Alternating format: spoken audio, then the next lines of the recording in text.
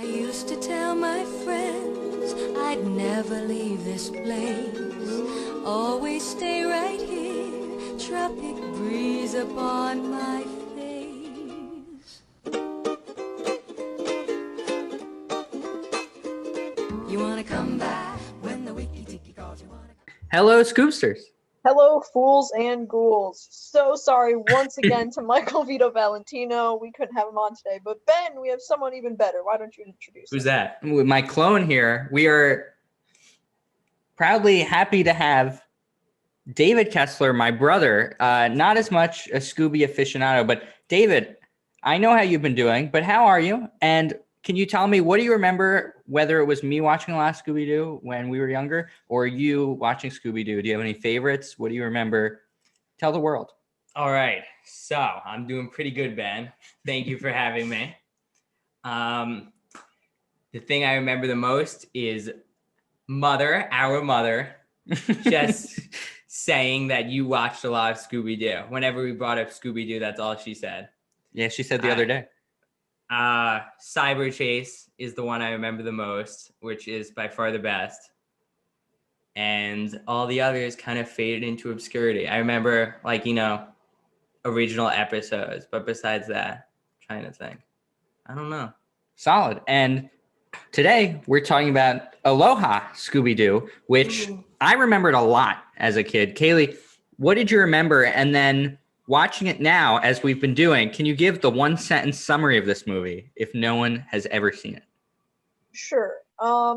First I also remembered this one a lot because I think my brothers and I had it on DVD, so we would watch it a lot. One sentence summary. The Mystery Inc. gang goes to Hawaii, where a mysterious ghoul is kidnapping women. That's it. The end. It's a long sentence. Yeah, I mean, it's true. And something we start every episode that I just want to get right into, because I talked to you a bit about this before, and something that intrigued me about this movie comes out in 2005. So it's after the era of the late 90s cyber chase style movies. It's the What's New Scooby-Doo animation. But we've been looking at each episode to see if Scooby-Doo knows he's a dog. And in this one, there are a few times where people say, there's one where the mayor, Molly, says, oh, I got to get a picture with the dog, good for voting. And Scooby doesn't look around and go, dog, where? No, he's just like, I'm a dog, cool. There are a few other moments similar to that where Scooby is called a dog. There's one towards the end, and he doesn't really say anything. So I think I'm going to ask right off the bat about this movie. Does that make it clear? Do you think, David, does Scooby-Doo know that he's a dog in this movie? So the thing that kind of speaks to me the most is that I think he does, clearly. And he is able to utilize his tools as a dog. That doesn't necessarily mean he knows he's a dog, but I think I can write a thesis about that. For example, I'm thinking at the end when they're surfing, he uses his tail as like a propeller. And in the limbo challenge, he digs into the earth. I mean, he doesn't see Fred doing that. He's got to think, I'm not like these other people around me. Do you think that makes, so that you're saying that him doing this inhuman stuff makes him realize, okay, I can't be a person, so yeah. I guess I got to be a dog. Yeah, he definitely doesn't think he's a human. He either thinks he's a dog or he's just like not intelligent enough to think about the question. presence of being. Yeah, when they see in the mirror. If we Yeah. put a mirror up against Scooby-Doo, would he know it's his reflection? That's a good question. We haven't talked about that. There's probably an instance of that. We'll see. But It's gotta be. Kalle, this feels fairly cut and dry, which is why I wanted to start with it. But do you have anything off the bat that you think might let us know? Does Scooby-Doo just know he's a dog in this era of Scooby-Doo, and specifically in Hawaii? I think in this movie specifically, he does know he's a dog because, like you said, Ben, there's a lot of moments where people refer to him as a dog, and he is not confused. It seems like he understands it. Like, the one that I remember the most is towards the end when they're, like, in the volcano, and they're talking about, like, they could even sacrifice a dog, and then Scooby, like, gulps, like he knows that they're talking about him. That's big evidence. So, I think he knows he's a dog in this movie.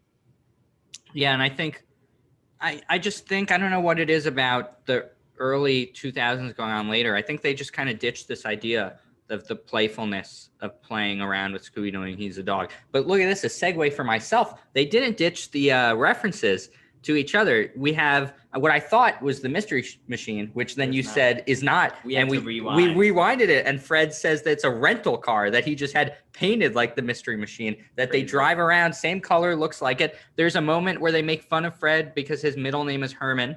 There's a lot of these things that they make fun of. I didn't know that, where they make fun of each other and of this idea of Scooby-Doo. They even explain why they're in Hawaii. They do this great call to action moment at the start where they hear about this trouble going on in the town. And instead of running away, as most people would do, they kind of make a joke about it where Scooby and Shaggy are like, why would we go there? And they give a reason for food. And the whole rest of the gang is like, we have to solve the mystery. David, did you enjoy the self-referential nature of the movie? Like, because we laughed when they said Fred Herman Jones, but did you like that? Do you think it makes it better, or do you think it takes you out of the movie? No, definitely better. It's world building. It's storytelling through dialogue. You know, just like the little bit where they said at the beginning, you know, like, we're in Hawaii, we just finished a mystery. It kind of plops them into it. You know, it's less confusing for the audience. I think it's done very well. Yes. Yeah, that makes sense. And Kalle, same thing to you. We've seen a lot of these self-referential bits. Do you like them? Are they getting old? And do you think hearing Fred Herman Jones was kind of an awakening? Hearing Fred Herman Jones was hilarious. I also laughed at that part. And then I paused it because I was trying to remember if they had ever said in any other thing what Fred's middle name was to like see if that was like they were taking something back, that they had made that joke before or something, but I couldn't remember any time they'd said that, so I thought it was funny.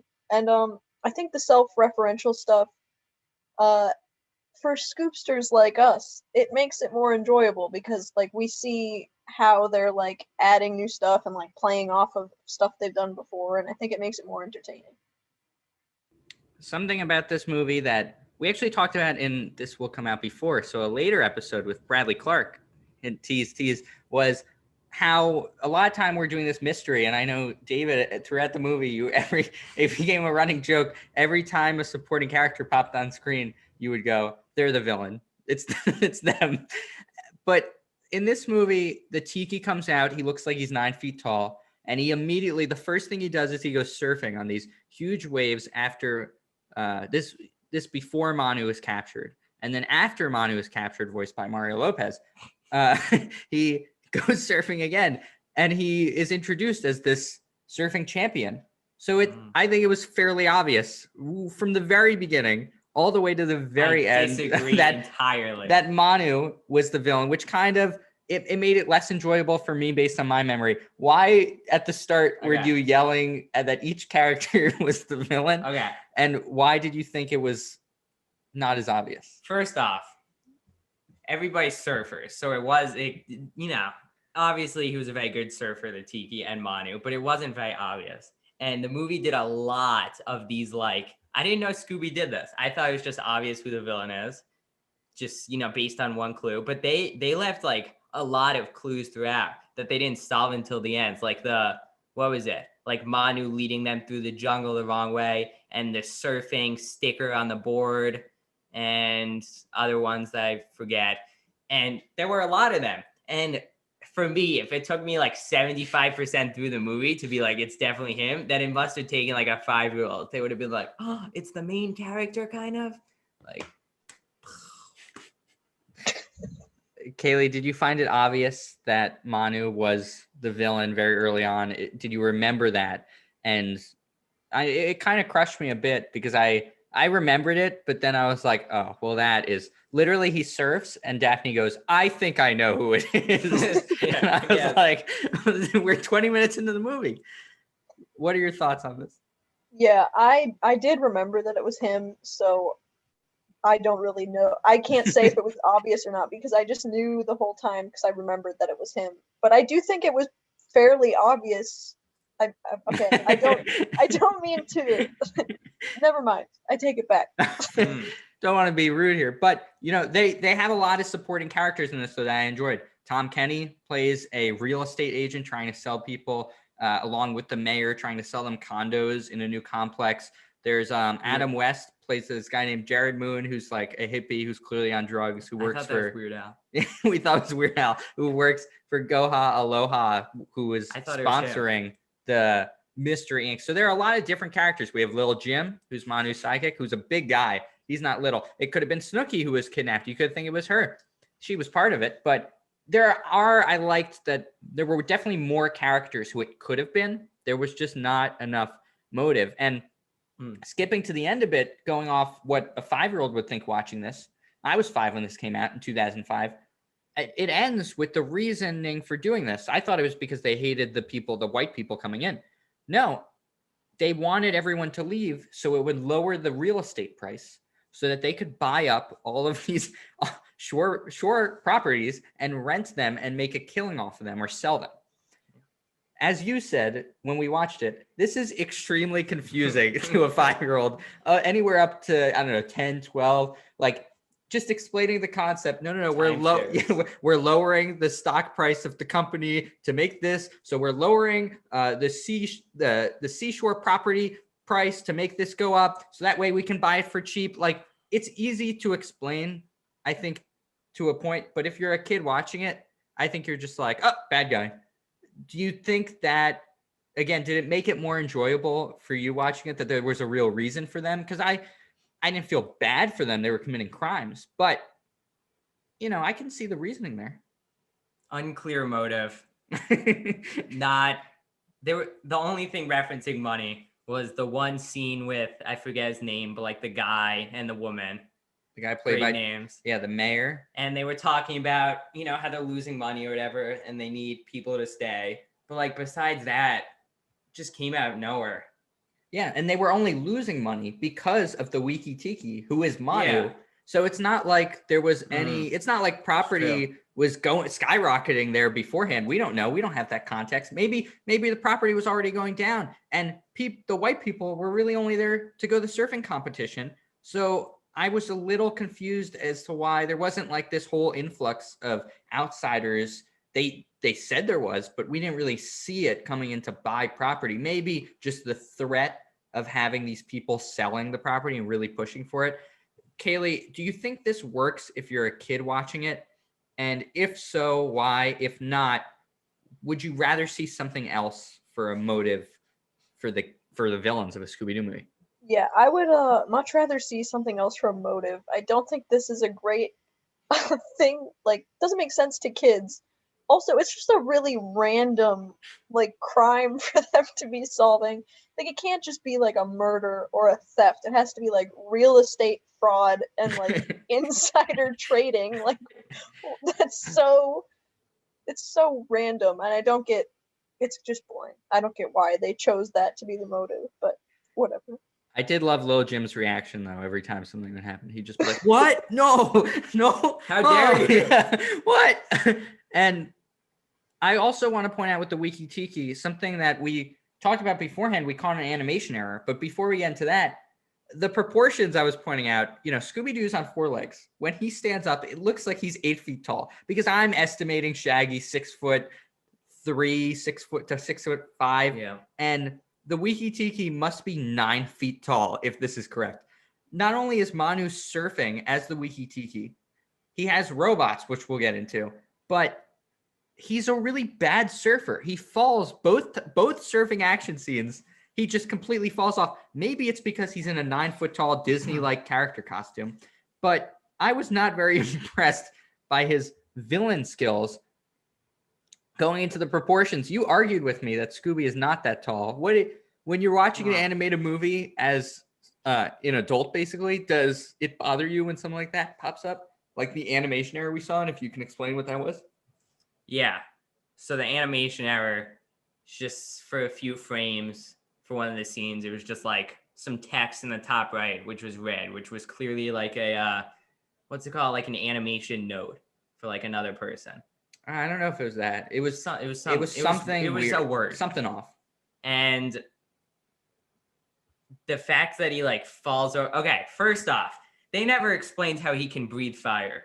They didn't. No. It was just a costume, and he was breathing fire. I don't know, because I feel like it takes me out. Because I said this before. Before he breathed fire, he's just like a big guy. Like, there's nothing threatening about him. He falls over. He falls in the lava almost once. Yeah, his robots are more threatening. True. I mean, he's got to work on something. Kalle, is this the least threatening villain we've seen? We've watched a bunch of ones where there's a real monster. This is a man in a tiki costume who can't stand upright on the surfboard.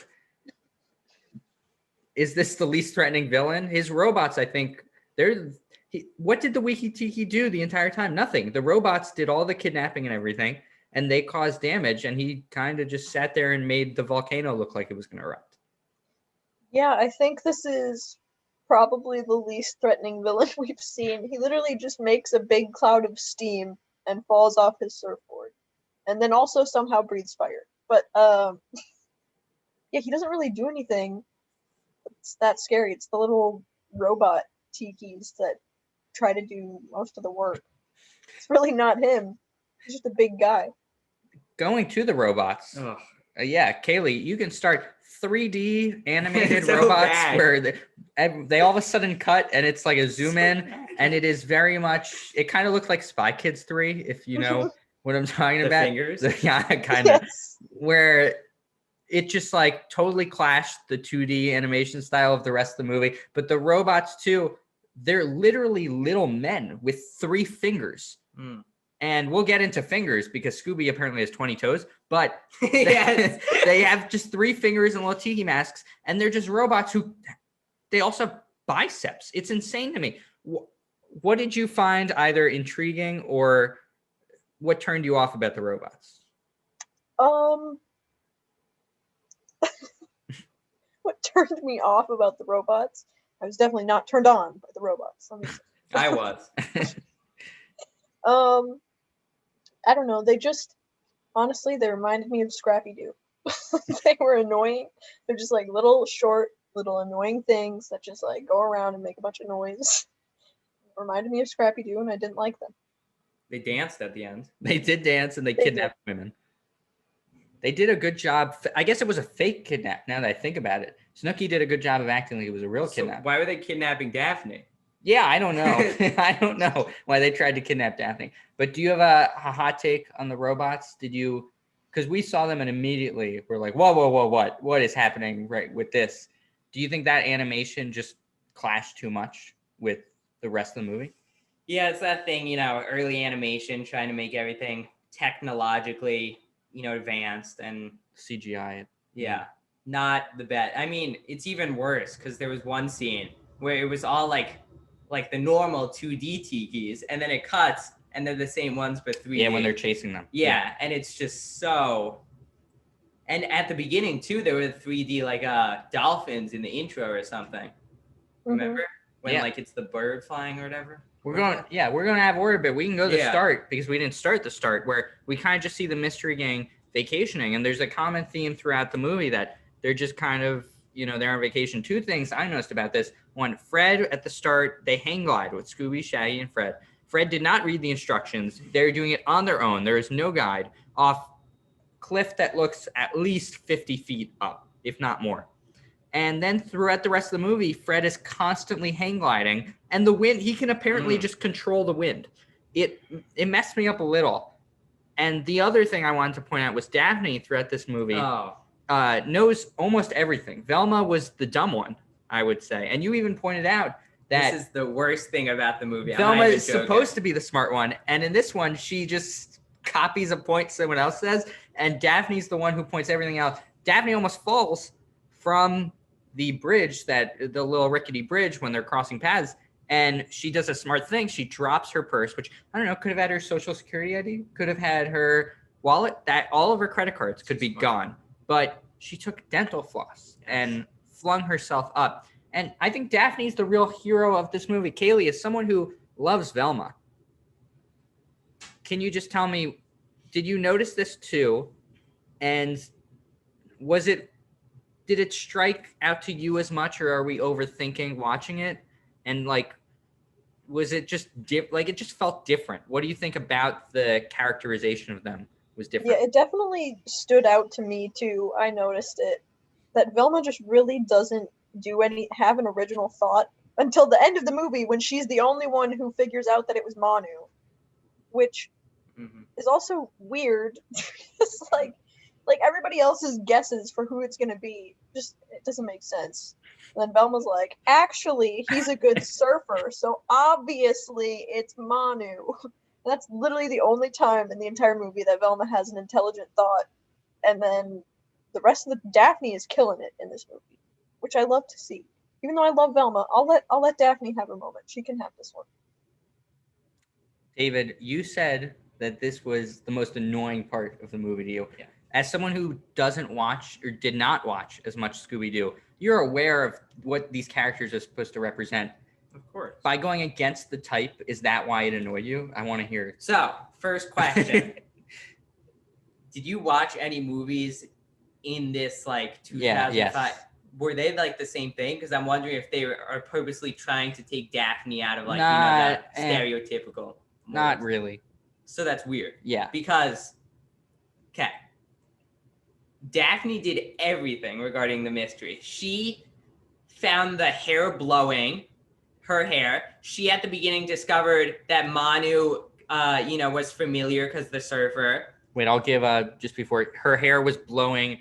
They had no compass, and Velma said, "Where's the compass?" For those who have not watched the movie, and they're lost in the forest. And Daphne stands up and watches as her hair blows in a direction, and she goes, "The wind on this island blows north. That means this way is north." Yes. And I was like, "What the fuck?" But I guess it works if you know which way the wind blows on an island. Sure, that did not seem practical, but yeah, keep going. She found the secret to the volcano. Yes, under the waterfall. In the waterfall. Yeah, in it. Yeah. Probably more. I think you said one more. Crazy. And Fred, Shaggy, Scooby did almost nothing. And even worse is Velma, who does something, and all she does is a character says something and she repeats the plot the whole movie. That's all she does. Yeah, she kind of keeps them just on track. So if you miss someone saying a point, she goes, that point again. Yes. You go, oh, interesting. But there were, I think, a lot of small moments that helped me get past this, because as we've been watching so many, little things can start to annoy you. I know some people watch movies and they nitpick certain things. I don't really nitpick overall, even though that's all we do on here. But one thing that really annoyed me really bad was that they're surfing and Shaggy says, "I'm going to hang 10. And then Scooby puts all his toes on the board and Shaggy goes, "Like you're hanging 20. And then we look and Scooby has 20 toes. What? No. You can replay it. No, he had 16. No. It didn't count upright. Boo. Okay. He said you're hanging 20. Yeah, but he didn't have this is what confused me. So I didn't know this, but all the human characters have 5 fingers, which I didn't know. Yeah. Because that's not usually the case in cartoons. Scooby has 4 fingers, I'm pretty sure. So then when he's hanging 20, it's 4, 8, 12, 16. That's 16. Yeah, it made no sense. Yeah. Whatever way you look at it. Horrible joke. Ruin the movie. Did this bother you as much? Or it was really funny to me in the moment because it was so, again, random. So just like, oh, they're surfing term. But it makes me look at Scooby-Doo in a very different light. Yeah, same. I guess I didn't really notice it until you brought it up. I didn't even think about it when I watched it. But now, yeah, it does not make sense. I don't understand where that came from or why they thought that was funny enough to put in the movie. One of the other things that a lot of logical things in the movie added up at the end, and a lot of little things like we talk about, how'd they get to this mystery? How'd they do this? I think Scooby-Doo does a really good job of at the beginning inserting, like, they're in Hawaii. It was an all expense paid trip. Here's where the mystery starts. Here's, it all makes sense logically. But then there are things that just, you think about it a bit more and it doesn't make sense. One for me was the surfing contest, which apparently is an annual event. which a Hawaiian is, I guess, destined to win because of blood. And if not, the spirits will hate and curse the island. Logically, to me, that sounded a bit odd. And then anyone who's not Hawaiian born and bred, I guess, who was trying to just enter a surfing. No, I wrote down in my notes, no surfing contest has mattered this much since the movie Surf's Up, because apparently this surfing contest decides the fate of the entire island and if the spirits will like them or not. Do you think there's a reason, David, that a surfing contest should matter so much? And do you think it works for the movie that it does? Or is it just like this plot device that I'm just thinking about too much? That's a great question. Definitely a plot device to set up the movie. Yeah. I would have liked it more if instead of the motive of money, it was the motive of maybe he's like a worse surfer, so now he wants to scare everybody so he can win. Oh, I like that. And I mean, you know, surfing in Hawaii, duh, you know. Like, I think it works. Yeah, I forgot what I was going to say, but I think it works. It's I wish they did more with it, but yeah, and the ending too, when they brought it up, spoiler alert, won't get into now. Scooby wins it. Yeah. Whoa! Yeah. Kalle, does this surfing contest, did you like it? I agree that there should be more of it. I like the twist that you're pitching, where instead of doing it for money and profit, they do it for... So he wins again. So he can win because he's a worse surfer than he was the last year, so he's scaring people off. That's smart. I like that. Hire me, Warner Brothers. You should be writing the Scooby-Doo movies. But, Kalle, kind of same question to you. Does the surfing contest, I mean, does it matter in the long run here at all? Not really. It's kind of just a plot device to add in, to be like, ooh, look, Hawaii, they're surfing. This is so cool, guys, right? Because it's called Aloha Scooby-Doo, and this is what they do. It doesn't really affect, like, it's literally just like an extra added on thing. It doesn't really affect the mystery part of the movie. And I wish it would. I think David's idea was actually really smart. Yeah, I really like that. We're going to clip that out for social media. But we're going to do that. We're going to clip them all out towards the end. But you just gave me a great segue. The movie's called Aloha Scooby-Doo. It takes place in Hawaii. We watched a movie called Scooby-Doo and the Legend of the Vampire, which takes place in Australia. And the question we asked during that was, you know, this is the movie's about tourism, this one, in a way. We have been to Hawaii before. I don't know if you have, Kalle, but would this movie, I think we'll start with Kalle, does this movie make you want to visit Hawaii? Obviously, they show parts of the culture, but that feel fake. It feels very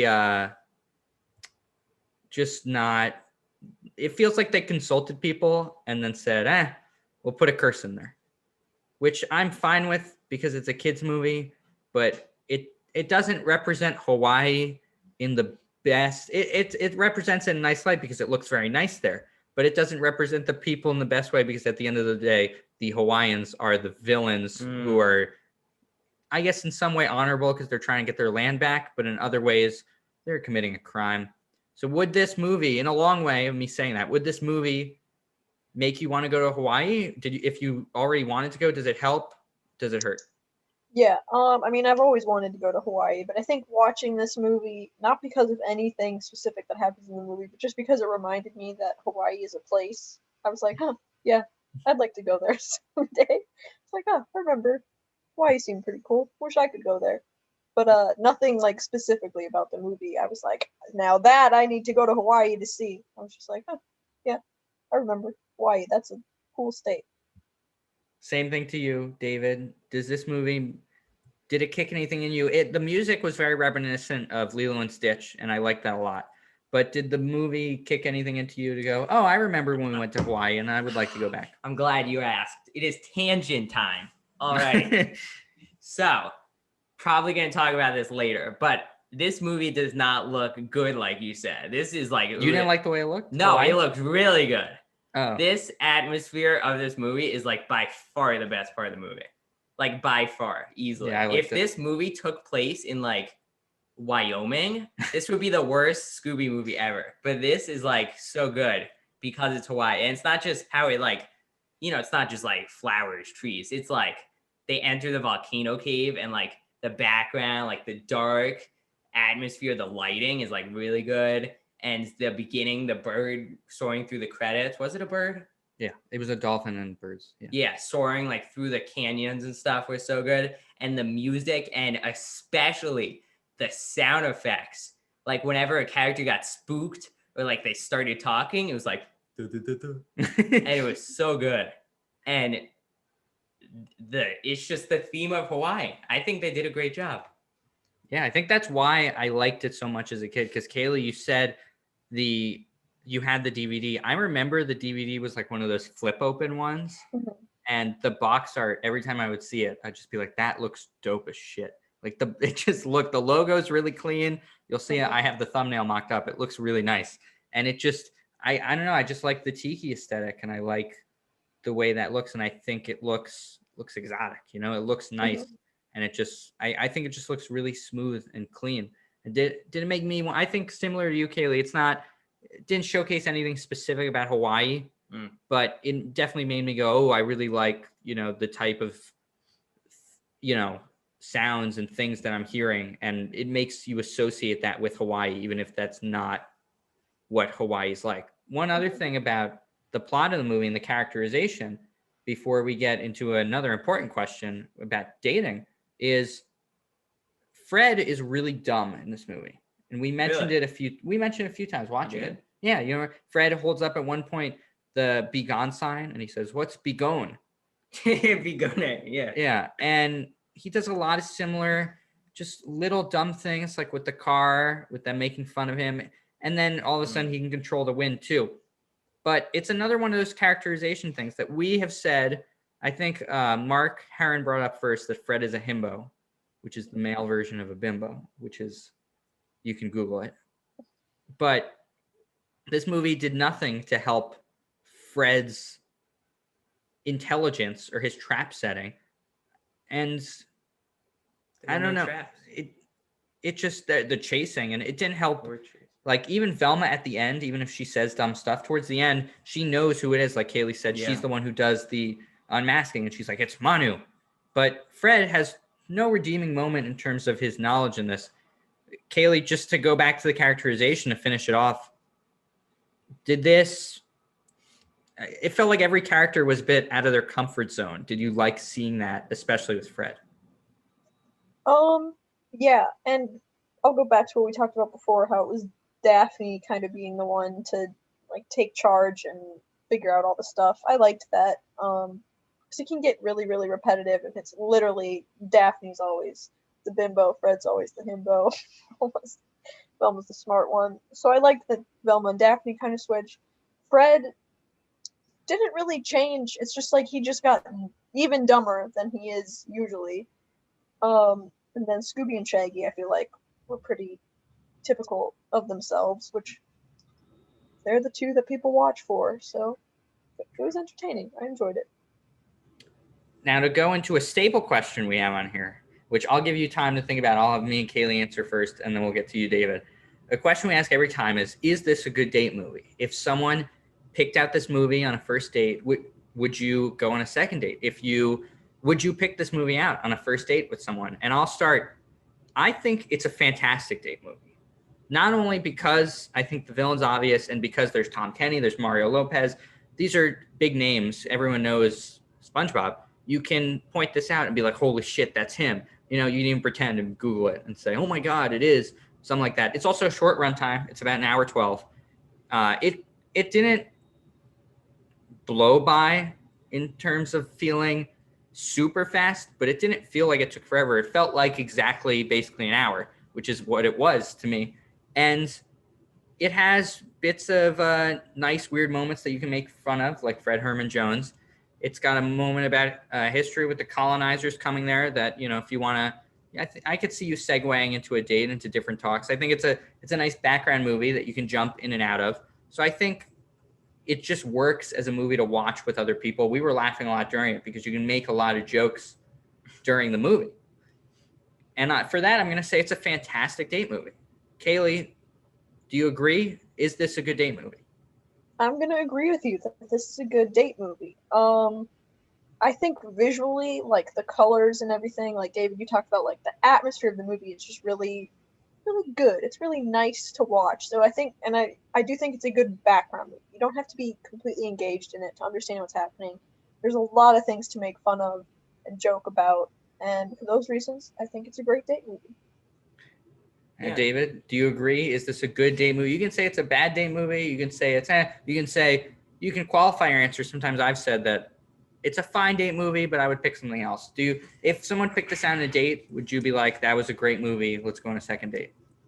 So, this is a great date movie. First off, if you say you want a cartoon, early 2000 Hawaiian animated movie, they're gonna pick Lilo and Stitch. You got very niche. I don't know why you'd end up watching this, but for what it is, I think it's great. Mostly because, again, it's atmosphere, it's aesthetically pleasing, it's memorable.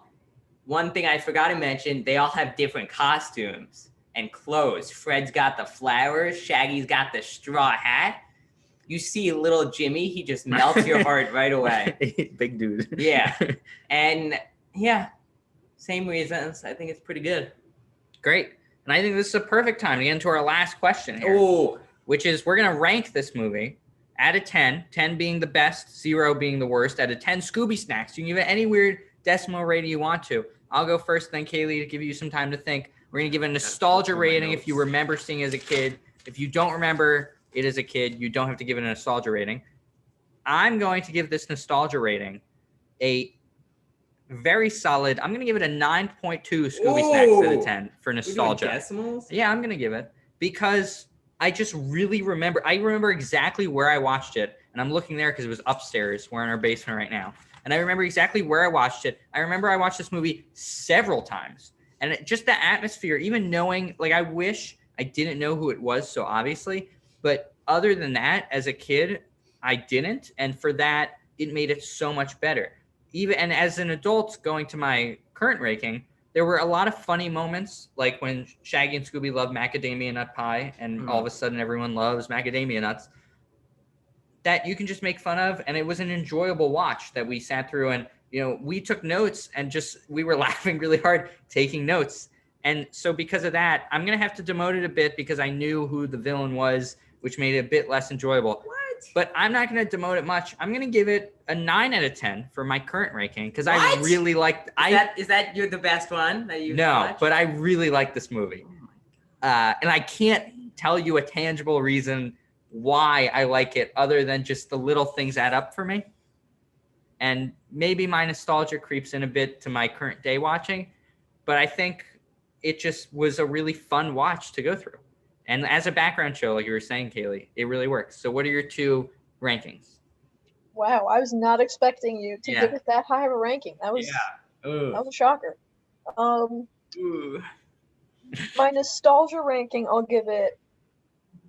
say 8 out of 10, because I remember watching it a lot. I remember having the DVD and like sitting in the living room watching it with my brothers all the time, and so good memories. 8 out of 10. That's a solid number. Current day. This is getting so tricky, because I'm trying to like remember what rankings I've given other things, so I can like put it in the right spot out of 10. There's no chance that you can remember that, though, because I don't. And I'm definitely going to clip these out after we do. For those listening to this point, we're going to do 20 episodes of A Pod Named Scooby-Doo and then call it quits. And then over the next like 3 months, I'll have like so many social media little clips, and I'm definitely going to do like all of Kalle's rankings, and each one after like the first 3 on each one, I remember you're like, ooh, I have to remember what I did for that one. Ooh, I don't remember. Ooh, and then you're just going to constantly be putting them lower, but it happens. Yeah. I'm gonna stick with my same rating. I'm gonna say 8 out of 10. Wow. I really liked it. Same as I did before. I'm not gonna rank it higher, because there's a lot of Scooby things that are better than this, I think. But there's definitely some that are a lot worse. And this one is entertaining, it's funny. There's some interesting moments. So 8 out of 10. And David, you don't have to give it a nostalgic ranking if you don't remember it. So your current day ranking, any decimal point you want, out of 10 Scooby snacks. Let's hear your ranking and why. I didn't think about decimals.